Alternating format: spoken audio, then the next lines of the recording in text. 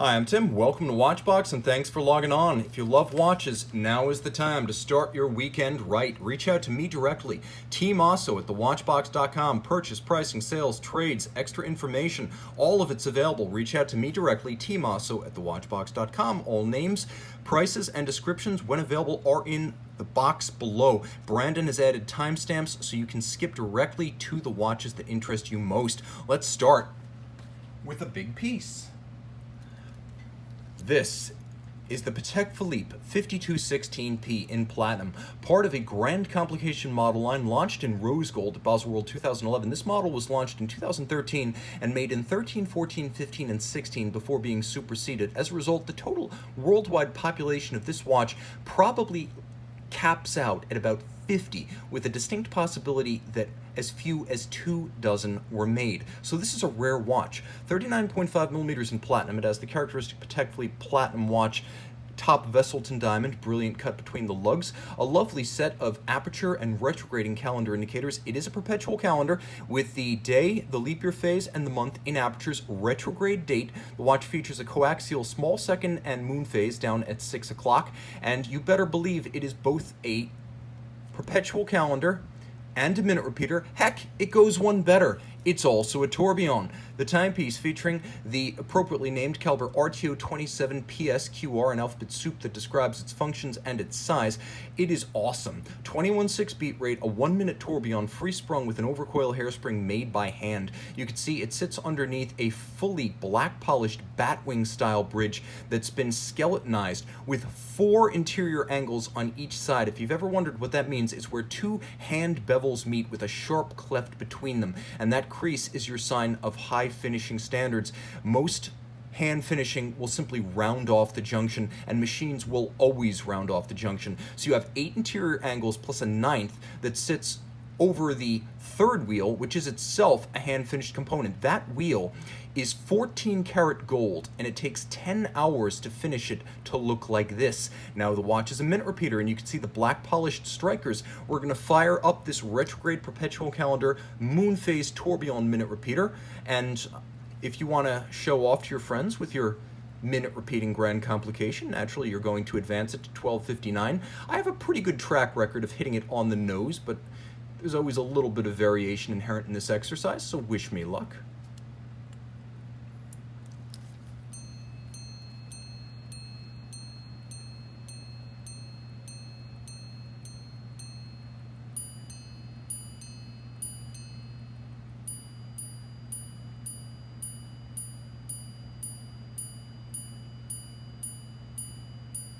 Still got it. This is as good as Patek Philippe hand finish gets, not just because of the quality of the surfacing on every decoration, but because of the amount of it. 38 to 48 hour power reserve. Of course, the watch is compact and relatively discreet. No one's going to know that you have a fine piece of real estate on your wrist, as the timepiece is smaller than most sports watches, lower than most sports watches, easily ducks underneath the cuff, and yet the right folks will know. Strike up conversations with like-minded enthusiasts and pretty much no one else. This is a rare opportunity to enjoy wealth with absolute anonymity and total assurance of quality from one of the great brands in high horology. Now here's an entirely different black dial silver aesthetic. This is the FP Journe Chronometre Optimum black label. An exclusive to FP Journe dealers in Espace, it is further restricted by the number that can be made, 2 examples of each given model per year, and the fact that you must be a previous FP Journe new watch buyer to get one of the black label models. Well, you can cut to the chase with this model, available pre-owned. 40 millimeters in platinum, it's a special timepiece, as FP Journe originally launched as Resonance Chronometer in 2000. It was a world premiere based on the principle of coupled resonance, by which originally pendulums and metronomes would self-synchronize when in close proximity, despite no physical connection between them. And that's how the system works. You have 2 mainspring barrels, 2 drivetrains, 2 escapements, 2 balances. When one speeds up, the resonance phenomenon will cause it to slow down as they mutually reinforce good timing. That's the idea behind the resonance phenomenon. One will not allow the other to run away or slow down too much. Now the timepiece, of course, features that black label combination of platinum and black dial. You will not see this on any other model line from FP Journe. 2 dials, they can be set individually. There's a bullhead crown that winds both and sets them separately. separately, so the watch will function as a dual time, 42-hour power reserve. Here's your power reserve indicator. And because the resonance phenomenon takes about 7 to 10 minutes to take full purchase on your watch, you might not have total synchronized movement of the seconds hands. So you pull the crown down at 4 o'clock and the flyback mechanism synchronizes them. You may be wondering, is that a rose gold movement? Why, yes, it is. 18 karat rose gold, bridges and plates. So as a result, this watch, platinum on the outside and rose gold on the inside, is very massive. You can really feel the quality and the heft of what you've bought and what Journe hath wrought. Flat, flush, and easy to wear on a wrist as small as 13.5 centimeters circumference. It's actually a good unisex option. If you're going to own just one Journe watch, it's got to be the resonance chronometer or the tourbillon. If you're going to own just two, get one of each. But this is the ultimate FP Journe Chronometre Resonance. That said, it's not my favorite Journe watch. This is the Chronometre Optimum. Launched in 2012, this is a 42mm version, bigger than the initial models, and in platinum with a 42mm case size. Not only does it wear a bit broader, but I actually feel that this dial, which is somewhat crowded and cluttered in the smaller series, is actually better suited to the 42. There's a lot going on this dial, so let's unpack it. This is the most accurate mechanical watch FP Journe knows how to make. You'll note right off the bat that the watch features both sweeping seconds and, via the case back, there is a deadbeat seconds indicator. Now, there's more than meets the eye, as this watch, designed to be super accurate, has a 70-hour power reserve, yet is able to maintain balance amplitude consistent without dropping for the first 45 hours. That's why the power reserve is calibrated as it is. Maintaining balance amplitude for 45 hours is normally impossible, as the mainsprings run down on a conventional watch. But because of the linear titanium spring, you can see it right underneath the deadbeat, it's jumping in 1 second increments the power from the barrels to the escapement, and it goes through the deadbeat second system. So the remontoire d'égalité is literally a small power reserve spring that meets out quantized bursts of identical energy to the escapement every second. That's how constant amplitude is achieved. But there's more. Unlike a standard Journe watch, this one's adjusted in 6 positions. That's one more even than a standard chronometer. There is a double direct impulse escapement, unlubricated with titanium wheels, based on Breguet's 1802 natural escapement. The key here is that they are unlubricated, so the lubricants won't age, tar, and degrade performance, and because they only impulse the balance, each wheel, in the direction of travel, they will never be pushing against the direction of travel, so the contact is always tangential against the roller of the balance. As a result, it increases the power reserve and it maintains a very efficient escapement system. No Swiss lever whatsoever. The wheels, the escape wheels, directly impulse the balance for better precision and longer power reserve. Now, there's also a free-sprung balance architecture, so it'll take and hold that 6-position adjustment in the face of shocks and concussion on the wrist. And finally, an overcoil hairspring, which is not standard on Journe watches. That's there to help the watch keep excellent time in any orientation with respect to gravity. You can see that the movement is beautifully finished, and with a white gold dial, a platinum case, and a rose gold movement, this is one of the heftiest 42mm dress watches you will ever encounter. I like the way it wears. I like the fact that it's flat. I like the fact that the lugs are nicely shaped for a wrist that's borderline, and I would say your wrist is probably borderline for this one in 42 if your wrist is 14 centimeters. So you're going to want a wrist 14 centimeters circumference or larger, but this is probably the best pure intellectual exercise in the FP Journe catalog. If you're into engineering, this is your watch. Don't hesitate. You found the right one. Now let's talk about sports watches for a bit. And this is an awesome piece. 39mm, this is the Rolex Explorer. This, of course, being the 214270, the 39mm steel model that came out in 2010. When the watch stepped up from 36 to 39, it was made in the fashion you see here until 2015, superseded for 2016 by an identical model that featured loomed tri-Arabic numerals. Here you can see they are solid white gold. What's the difference? Well, the lume, that's all. This one gives you a bit more gold. Is one better than the other? No, but I can tell you indisputably, this model is discontinued. The other one is still in production. Now, of course, Sir Edmund Hillary didn't wear his to the top of Mount Everest, but the guy who was the brains behind the operation, Tenzing Norgay, he certainly did. As a result, this watch is the perfect resort, whether you are scaling the Himalayas or simply graduating for the summer of 2020. And this is a great graduate's Rolex. Enduring qualities, hey, the basic design has been around since the 1950s. Durability, Let's face it, a lot of new luxury watch owners will do everything from sleeping to showering in their watches, and this one's well set up. It's appropriate for male and female wrists in the size you see here. On my 16 centimeter circumference wrist, I've got plenty of clearance. It would wear well on a wrist as small as 13 centimeters circumference. 48-hour power reserve, automatic winding, highly anti-magnetic thanks to the niobium zirconium blue oxidized parachrom blue hairspring. It's shock resistant thanks to the full balance bridge with a free sprung index, and with a screw down crown, it's 100 meters water resistant, so it is a practical all-arounder. Again, a great way to get into the Rolex brand. This could be the anchor of an entire collection, or it could be the start of a journey in horology. You decide. That said, this timepiece is actually a lot harder to find. I rarely have one of these to share on the show. They go quickly. This, sometimes known as the Submariner No Date or No Date Sub, is truthfully the Rolex Submariner, as the model with the date is the Submariner Date. This hails back to the original version of the watch in 1953. The prototypes, the first models to come to market, your 6204, your 6205, your 6200, the owner of those 1953 subs would have recognized this watch as the successor to theirs. That's how enduring the style is. 40 millimeters in the super case. This is a model that came out in 2012, the 114060. It's flat, it's flush, it's only about 12.3 millimeters thick, so it does dress underneath the cuff. 300 meters water resistant, mechanically identical to the sub with the date. The only difference is the dial is more elegant, less cluttered, and better balanced, as there's no cyclops eye. You'll also appreciate the fact that the watch with a 48-hour power reserve, chronometer certification, and the same shock resistance and anti-magnetism as the Explorer is a very tough piece. It's also 300 meters water resistant, so it's probably going to meet its demise long after you've been crushed. It's always good to have more than you need. That is luxury. Now inside there's the glide lock system, 10 2mm increments, 20 millimeters all told, lock into position. This allows you to adjust for fit, true, but it also allows you to pull out all the way over a dive suit, making it a dive extension but also a sizing device. This is one of the most sought modern Rolex watches, and in my humble opinion, one of the best. Even in 2053, the owner of that Submariner will recognize that this Submariner is a forebear of his own. This is the antidote to planned obsolescence.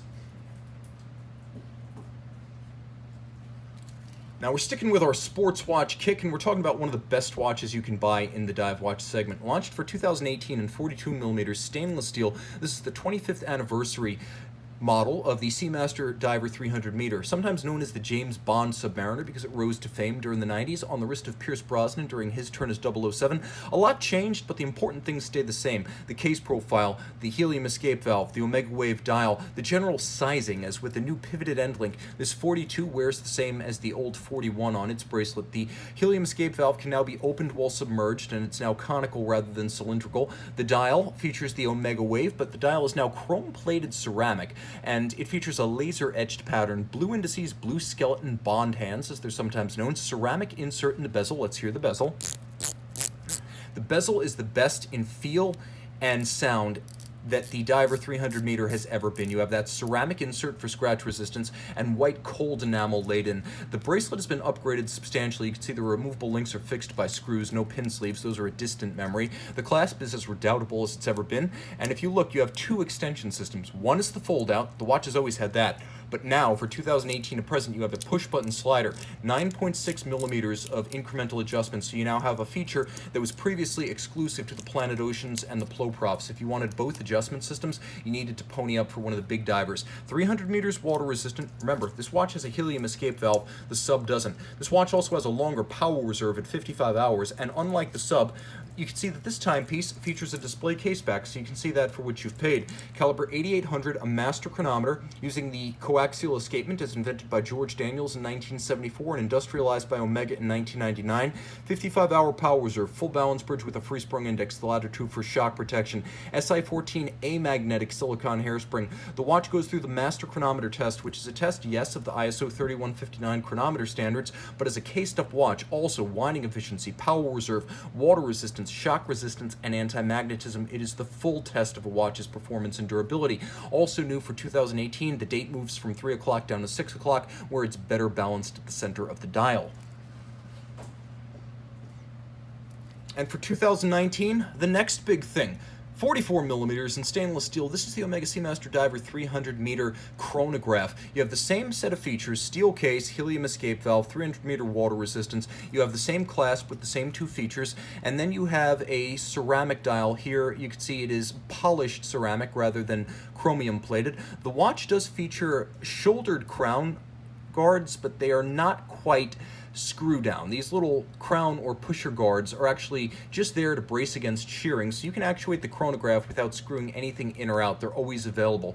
The watch, of course, featuring the same clasp system that you saw before. And I should mention, some people just lose their nerve when they buy a watch, and for whatever reason, they leave it packed up, they never wear it. 6 months later, they sell it, afraid to watch the first scratch depreciate the timepiece. They had no fun, and they still dealt with depreciation. You will have the fun where they missed out. So this one's still sealed up, packed as it were, for delivery. I'll let you have the first night privileges. Throw it on the wrist, 44 millimeters. It's a big piece, but it's not overpowering.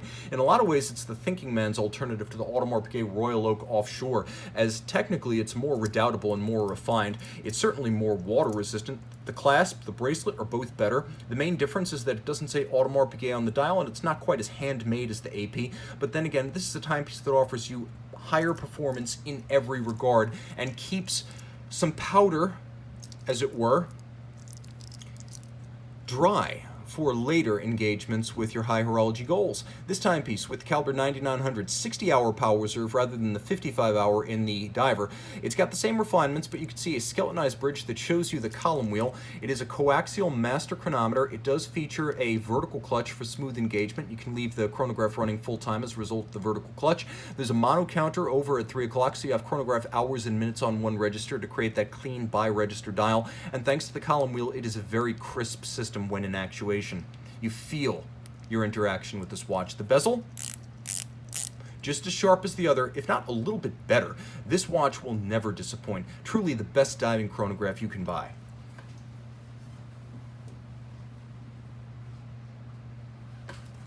Now from Omega, we go a bit more boutique. In fact, chronometer, Geneva hallmark, 100 meters water resistant, titanium, full sapphire capped. This Roger Dubuis Pulsion chronograph has it all. Do you want to get into Geneva hallmark watchmaking for under $15,000? Do you want a strap? Do you want a sports watch? Do you want a versatile size in a lightweight titanium case that you can wear anywhere, on any wrist, even a smaller one like mine? This is that. On top of being Geneva hallmark, this open dial chronograph is a COSC chronometer. And not only is it beautifully finished on the dial side, where you can appreciate the finish absent removal, but you could see how the screws, the spline style screws, actually fix a full encompassing sapphire cap atop the case. Screw down crown, 100 meter water resistance, and a gorgeous Roger Dubuis caliber 680. Now I'll get as close as you can here, close as we can without corrupting. You could see the mirrored anglage, the perfectly aligned Côte de Genève, the satination on the wheels, the black polish on the column wheel and the screw heads, the engine turned perlage on the base plate. All of that with a micro rotor automatic energizing a 52-hour power reserve.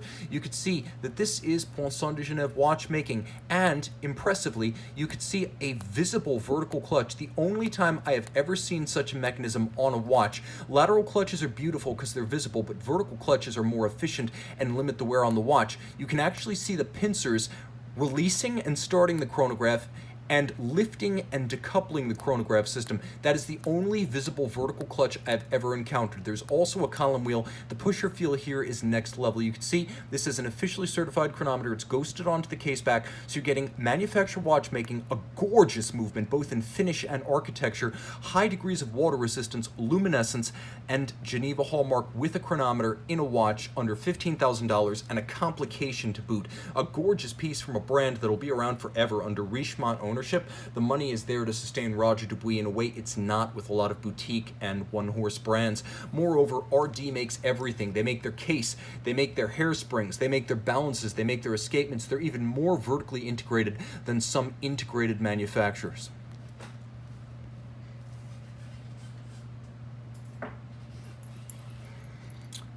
That was the best sports watch buy on the show today. But if you want something a little bit more mainstream, go bold. Go 2014 Audemars Piguet Royal Oak Offshore Platinum Ceramic. This is a model that came out in 14, 3 years after the 44mm case became a permanent part of the collection. Now you can see the case itself is platinum. The bezel, which is also hand finished, is made of scratch resistant ceramic. So too are the caps for the chronograph pushers and the shoulder for the crown itself. The sleeve for the crown, if you take a look at the attention to detail here, its flank is satinated and its outer face is polished. You'll also appreciate that the case itself is as hand finished as any steel Royal Oak. Although this is a big and garish sports watch in many regards, the attention to detail is consistent, right down to the continuation of the lug bevel along the flank of the cut natural vulcanized rubber strap. Everything is symmetrical, a platinum buckle to match a platinum case. It's not terribly thick, and you can see AP doing things the right way, using screws and bars to fix the strap to the case so it can't accidentally be ejected. The dial is blue gloss mega tapisserie, the large hobnail with a blue metallic tachymeter outboard, and you can see that the timepiece sits fairly easily on my 16cm circumference wrist. Not super compact, but more so than you'd expect. I wouldn't recommend it for a wrist smaller than 16cm circumference, but you're going to marvel at just how thin it really is, as it easily slides underneath most dress shirts and all jackets. So dress shirts, mostly fine. Jackets, absolutely. So if you've got the panache to pull this thing off, the Sunset Strip in LA, the French or Italian Riviera, my old haunt in Miami, this is the perfect way to get into summer 2020. 100 meters water resistant on a diver strap. This is a timepiece that you can easily take swimming. The movement with a 55 to 60 hour power reserve automatic winding. It's an AP manufacturer caliber 3126 with a Dubuis de Praz 3840 vertical clutch chronograph module. Stop seconds, quick set date, and thanks to the thickness of the movement, it's fairly considerable, as well as the free-sprung balance and the full balance bridge. This is a very tough movement. This is not one of those delicate high horology shrinking violets that shrinks from the action in pursuit of sailing, hiking, running, even mountain biking. Don't crash with this watch on, but it can take the rough and tumble of most sports. This is a truly special timepiece, and you can feel in your hand how much it costs. So a lot of folks will say this is a garish timepiece. The real secret is between not you and the bystander, but between you and your watch, as to the onlooker, this appears to be stainless steel. That is the pleasure of platinum.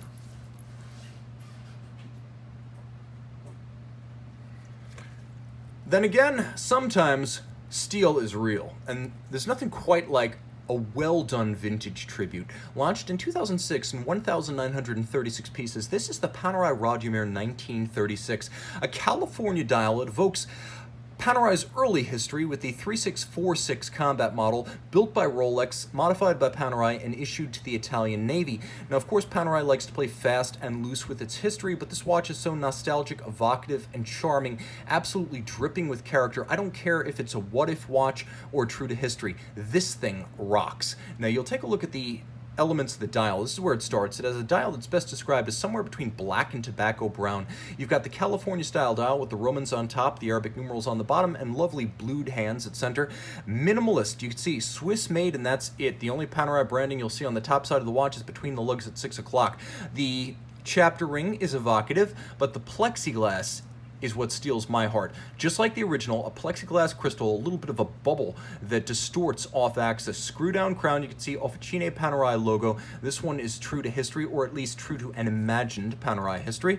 On the case back, you might note that the watch is 30 meters. That is not because the watch itself is truly 30 meters, but because the 3646 was a 30-meter watch. Is this about 100 in reality? Yes. So don't worry about splashing or getting this one wet. You will appreciate the fact that unlike the original, these two screws on each side actually release the lugs, so unlike the original watch, you don't need to cut the strap to replace it.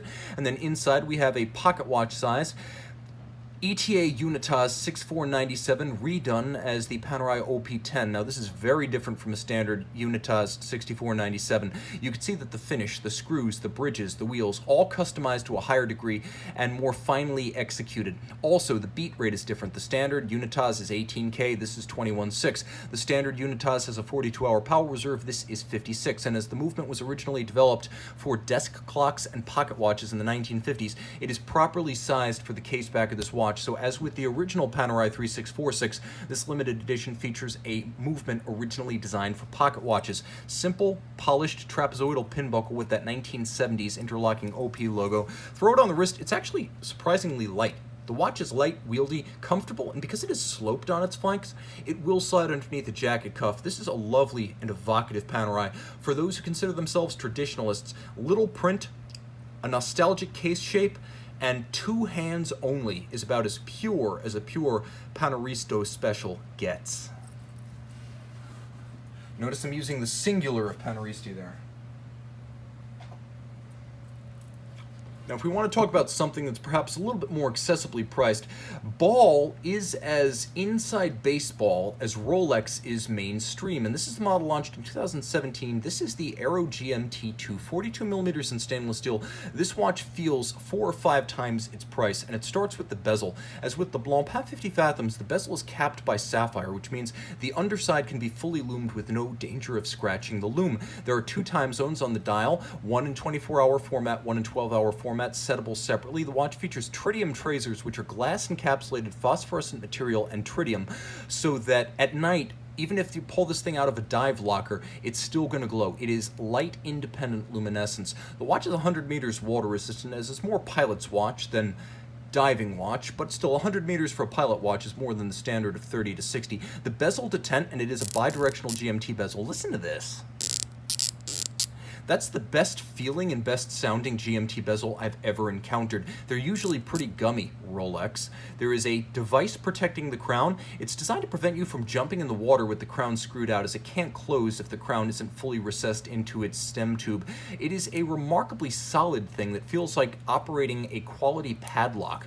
Now you can see the case shape, though 42, is quite large across the wrist, but it has a tonneau-like curve, and there is absolutely no compromise in specification, as there are 2 screw fixed bars on each side holding the bracelet to the case. The construction is impressive, with 2 half links on each side of the clasp for fine sizing, and then you can see that there are 2 divots drilled inside each side of the clasp, so you can actually recenter and re-anchor the bracelet. So you have the half links, you have the full-size removable links, you have the 2 divots to change the incremental sizing, and then you have this 1 centimeter fold-out, a little bit like Rolex Easy Link, on both sides of the clasp. So you have a lot of sizing options, and the clasp, when closed, is as solid as anything not made by Mosler safes. On the back of the case, you can see there is a set of references, and these are the GMT references of 24 reference cities representing the world's 24 principal time zones. The movement is an ETA 2893, which is a dual-time version of the 2892.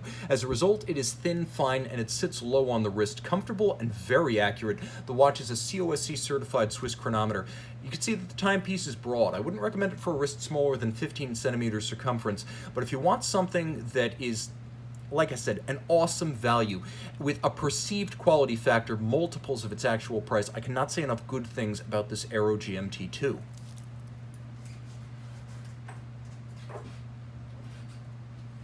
Okay, let's talk about a few more options for graduates, starting with a model that came out 3 years ago and to riotous acclaim. The least involved new JLC of 2017 turned out to be the most popular. This watch right here is the Master Control Sector Dial, based on a dial found on a pocket watch in the JLC Heritage Gallery Factory Museum.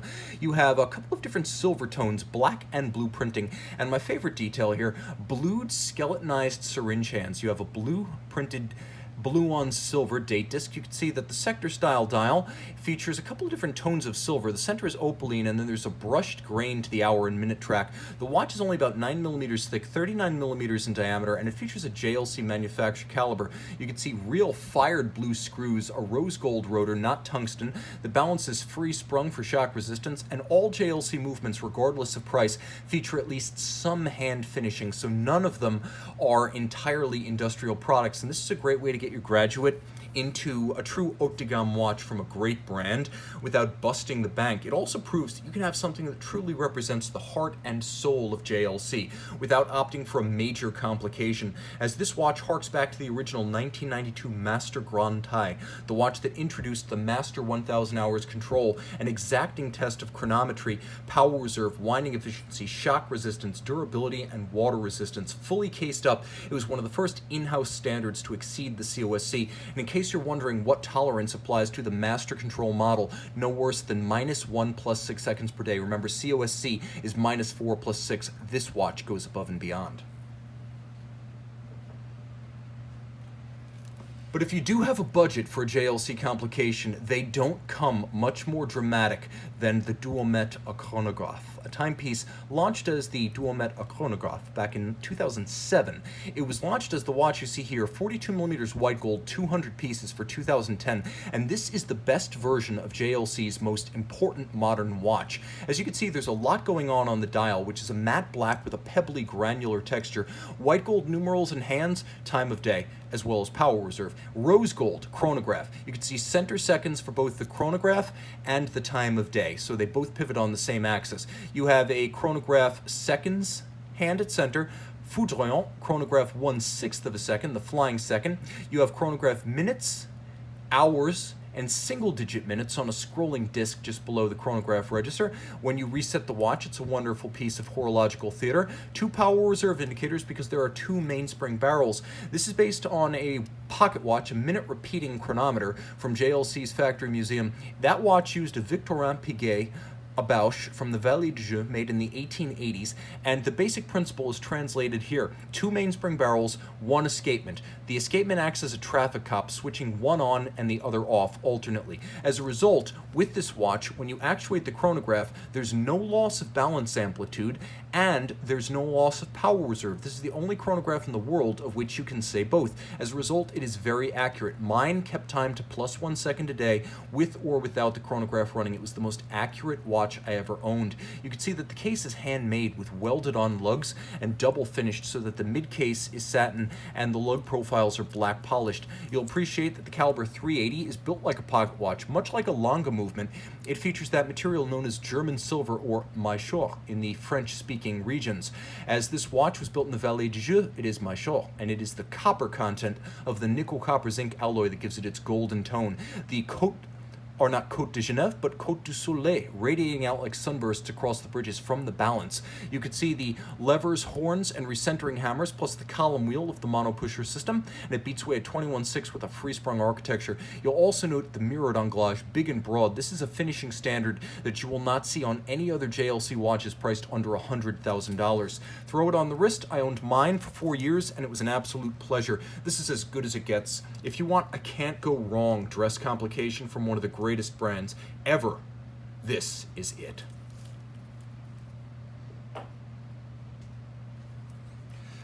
That said, some folks prefer a sportier option, and at 42mm in grade 5 titanium, this is the new for 2019 Ressence Type 1 Slim. What's different? Well, the watch now features an ETA 2892 rather than 2824 base, so as I measure it, it is now 10.9mm thick, with a lovely cushion-like tonneau form. The timepiece sits flat, flush, and comfortable on my wrist.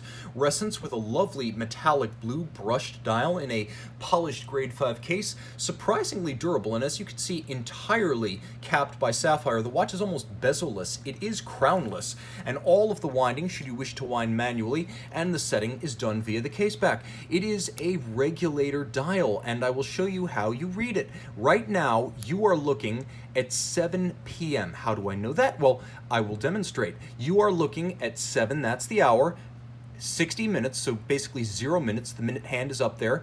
There is a day of the week indicator that moves clockwise, so the 2 frames that are skeletonized in orange, the 2 hollow arcs, are Saturday and Sunday in order, and you can see I'm right at the end of the arc for Friday, so it is 7 p.m. on a Friday. There's a 90-second runner, a little bit unconventional, but that's what you're looking at right there, and so it is a Ressence orbital convex system, a 105-part movement on top of a movement, and of course all of the setting, and if you wish, the manual winding, because it is automatic winding, it is done with the case back. I can recommend this watch for a wrist as small as 13 centimeters circumference, and it will fit underneath any cuff. And I'm going to show you what might be the best kept secret about Ressence watches.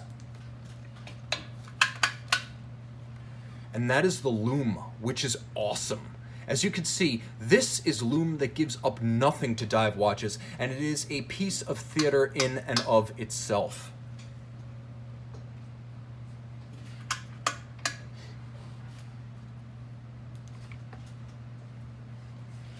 How do you one-up a Ressence? Well, How about a freakish alternative? Launched in 2019, this is the Ulysse Nardin Freak Out.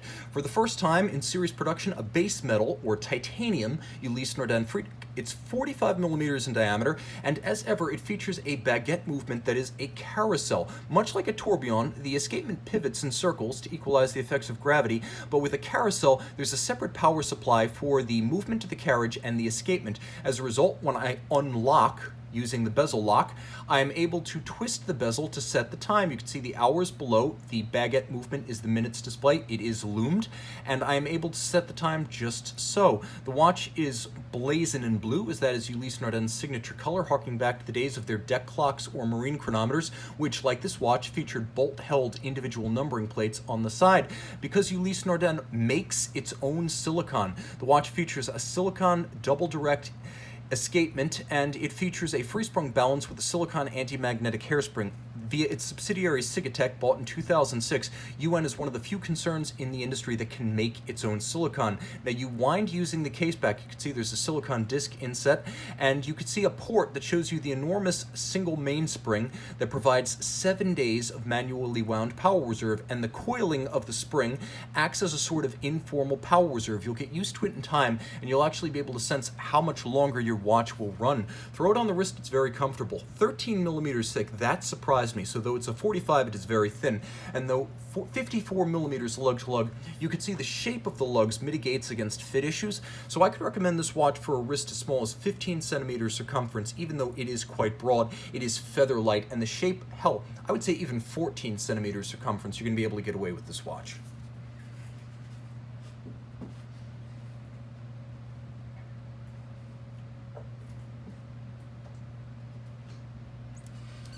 Okay, this is kind of crazy. In 2003, Patek Philippe launched a 10-day power reserve tourbillon chronometer. And for a short period, from 2012 to 2014, Patek made a yellow gold version of it. And this is that watch. The Patek Philippe 5101J001. The watch is 29.6 millimeters from side to side, 12.2 millimeters thick, and 51.7 millimeters lug to lug. You could see it has a glorious stepped case flank with a handsome arc that evokes the best of mid-century modern and specifically 1930s and 40s Art Deco. It's like the peak of the Chrysler Building or a Chrysler Airflow or Lincoln Zephyr V12 on your wrist. Now throw it on your wrist. It's a comfortable watch. It's not as huge as you might think. Although substantial, it's actually quite thin, being thinner than a Rolex Daytona. Across the wrist, it's broad. I wouldn't recommend it for a wrist smaller than 14.5 centimeters circumference, but the watch certainly has presence and charisma. Now in yellow gold, which is the most traditional, the watch is particularly dramatic. When we turn it over, we see the movement that created a legend in its own time, properly sized and shaped for the case. This is the Patek Philippe 2820. It is a tourbillon, it is a chronometer, it is a 10-day power reserve, and you can see it is also beautiful. We'll get as close as we can here, but you can see that the bridge, featuring completely rounded and black polished stanchions, holds a completely black polished tourbillon carriage beating away at 21.6. Now, it features an overcoil hairspring and a free-sprung architecture, so with the Patek Philippe seal, this watch is guaranteed accurate to no worse than -3 + 2 seconds a day. It is a tourbillon regulator making 1-minute circuits, and you can see that the bridge is entirely black polished. You'll also appreciate that they feature chaton settings for the drivetrain, as in the pocket watch era, and deeply ridged and crested Côte de Genève. You can see they're darker on one side, light on the other. That is the sign of abrasive wheel led Côte de Genève. So when it's laid down with an abrasive wheel as opposed to stamp, one side will always be darker and one side lighter. This is as good as it gets, and as you can see, the watch even includes a power reserve complication. The dial is not white but cream, which is the perfect complement to the yellow gold of the case. Geneva hallmark? Forget that. Patek Philippe seal with a chronometer certification? That is the kind of refinement I'm talking about.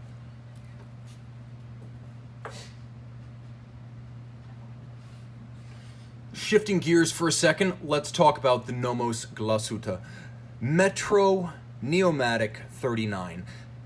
A rare misnomer for Germans. This is actually a 38.5 steel case that's 8.6 millimeters thick. NOMOS, of course a design house first and foremost, launched the Silvercut series of dials, and that's exactly what we have here, as there is a deeply ridged and regularly spaced set of metallic silver strakes that run horizontally across the dial, a few well-chosen patches of red, and then a compound hand that's a baton and needle hybrid. It's a gloriously good-looking movement inside a case with the wire-style Metro lugs. That's what distinguishes the Metro model line. And the watch includes the DUW 3001 movement automatic winding. It features a 43-hour power reserve, and NOMOS rates that's at 50 meters water resistant, claiming bravely that you can shower with it. But what's most impressive here is the swing system, NOMOS making the escapement, the hairspring, and the balance. Even many manufacturers will not make those components. NOMOS is a full manufacturer, so they're even making their small parts, and that is truly impressive. The watch is on a shell cordovan Horween leather, that is horse leather strap, and it is absolutely seamless, poreless, and hairless. It's incredibly slick, and it's the same material used to make polo boots. Roland Schwertner, the founder of the company, is a businessman. He's not a watchmaker, but the Horween leather cordovan strap was the one component and design element on which he personally insisted. Great looking watch, and another wonderful choice. Male or female graduate, everyone who appreciates solid craftsmanship and good design will love this Teutonic timer.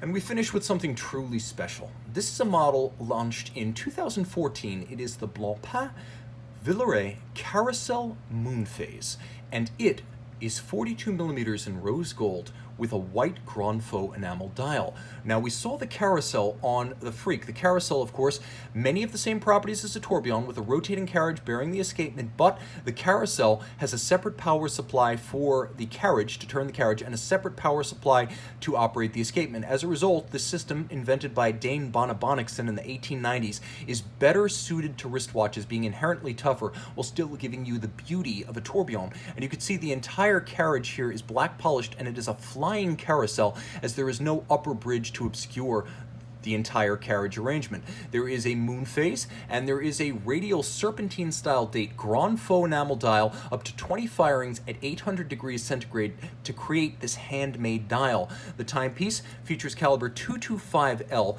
and it is automatic winding with a 5-day power reserve. The fun of this watch is that there are adjusters underneath the lugs, so you don't need a pusher adjuster to adjust the moon phase, and you don't need a pusher adjuster to adjust the date. Moreover, it will block you from making adjustments during the danger zone, so you don't have to worry about breaking your own watch. The watch features that handcrafted dial, but it also features a handcrafted movement. You'll find no shortage of richly crested Côte de Genève, broad mirrored bevels, and you can see them to good effect right here. Black polished screw heads, and if you look closely, you can even see that Blancpain uses a distinctive series of geometrically cut wheels, and you can see those spokes almost like the wheels of a Lamborghini Aventador, an oblique reference to Blancpain's longtime partnership with Lamborghini for the L Evolution collection.